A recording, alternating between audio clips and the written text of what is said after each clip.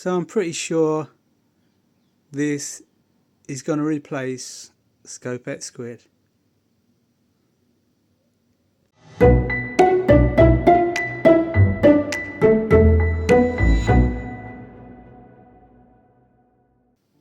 So I have used mainline cell in the past, and if you've ever watched any of my videos fishing on Elphick's North Lake, my friend Scott, who was like champion for 3 years running, caught all his big carp on cell. So Mainline are probably I'd guess the biggest bait company in the world. They do a real good selection of baits. So I've had these in storage for a while. I've already been putting this sticky syrup in them. You want them to be like proper pimped up for when you're putting your hook baits out. Doesn't mean you won't catch on just a normal cell boilie, because you absolutely will. But by putting some syrup on, or a bait spray, or a kind of liquid, you're definitely going to enhance your chances. So these are the 12mm mini pop-ups. I've also got the wafters, which have also been soaking, you can see, for months and months. This is the syrup that I've been putting on them. PVA friendly, which is important. And these ones on the end, these are 15mm dedicated pop-ups. I've got no idea what that means.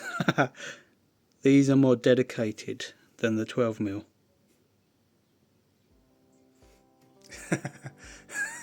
I shouldn't be laughing, but my friend Barry, he caught some massive fish on the North Lake video.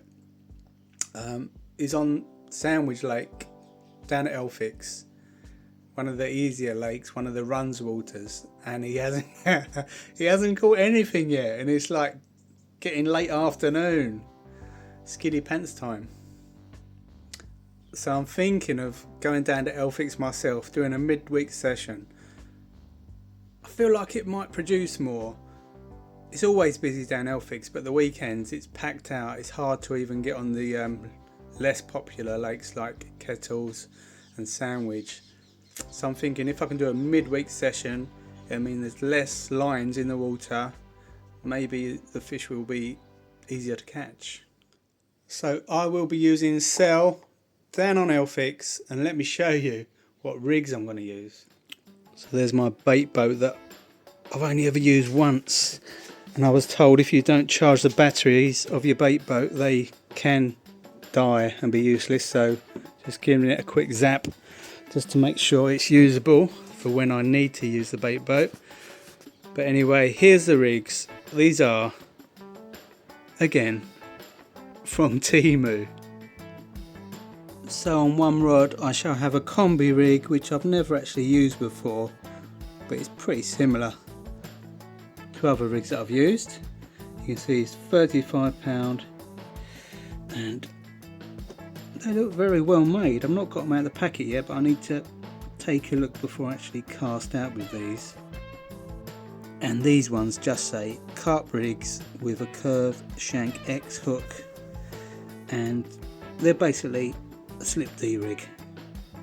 So this is pretty useful. On the back of the packets it tells you a bit of information: anti-tangle, quick change, blowback rig, and a lead setup. You can use it with leg clips or helicopter setups. So if you want to read a bit more, just pause the video, you can read about them.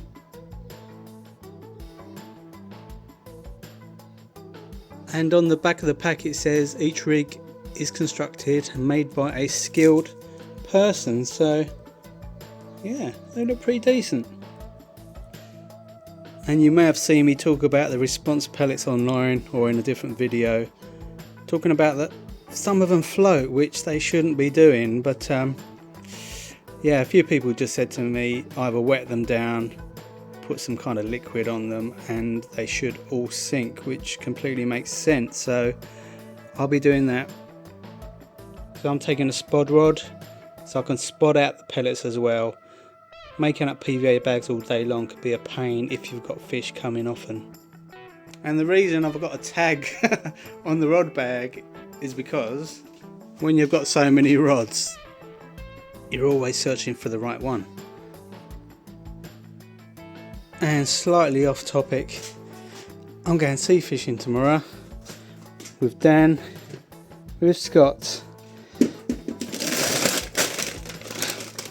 Well, these sardines are supposed to be for my pike fishing, but I think I can spare a bag. So we're going to be fishing not far from Rye, a place called Pet Level. We caught pretty well there last time. We had some eels. I caught a little flatfish, my first ever one. I think it was a dab, could have been a place. They're very similar. We caught some little sharky things. But the main thing we want to catch is some bass. They seem to elude us every time. When we went down to Dungeness, we couldn't even count how many dogfish we caught. It was ridiculous. But again, no bass.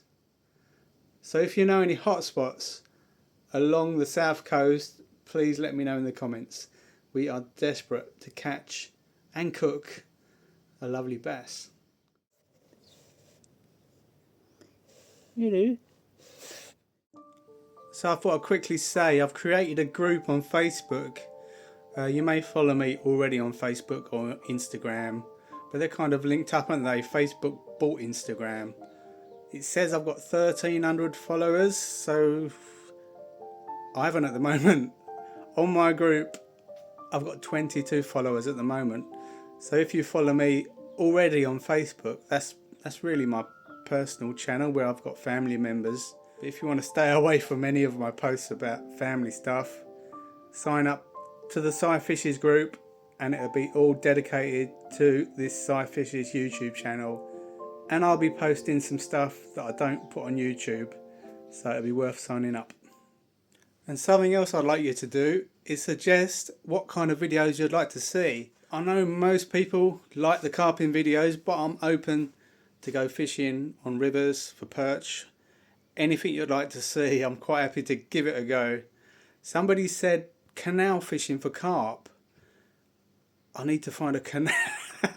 I need to find a canal before I can do that. I don't think there's anything close by, but there must be something near. So yeah, that's gone on my list.